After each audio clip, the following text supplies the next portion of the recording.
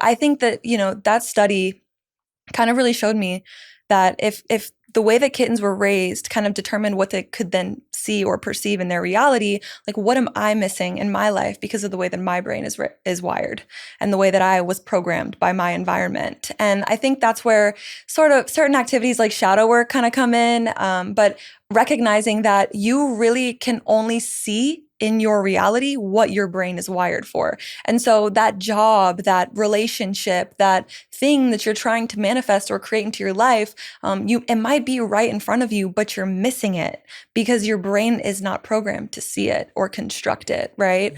And it's super cool because there was someone who came to my masterclass. I host free masterclasses, and he said he had been searching for a job for 2 years, and 2 weeks after the masterclass, he got his dream job.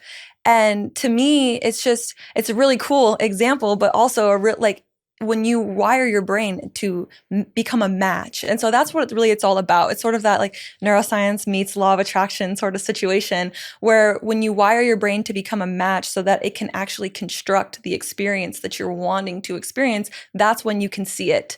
And that's why I say, like, you need to act like it or you need to be it before you can see it. It's because the brain has to be a match for it in order to even construct whatever it is. Like, you can be in the best relationship ever, but make it toxic, or, you won't be perceiving it as that if your brain isn't wired to be in a healthy relationship. And so I think it really is about rewiring your brain so that you can perceive the things that you want. And so for me, that's what manifestation is all about. For me, manifestations, and it is, I guess, it is a mental game. It is about rewiring your brain so that you can become a match to whatever it is that you want. But then, of course, that requires action.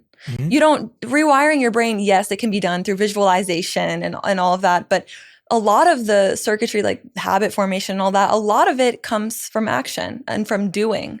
And so I do think that, of course, it requires action, but taking aligned action. And I think that it's important to recognize that when you have action, but your brain isn't programmed to see it, then you'll be taking action for a long time. You might achieve it, you might not. But when you're, of course, only doing the brain component or the energetic component of it, the mental component, you might become this great thing, but it's going to take action for you to go. And I think that when you have both your brain is programmed for whatever it is that you want and you're taking action toward what you want, then that's when you become completely unstoppable.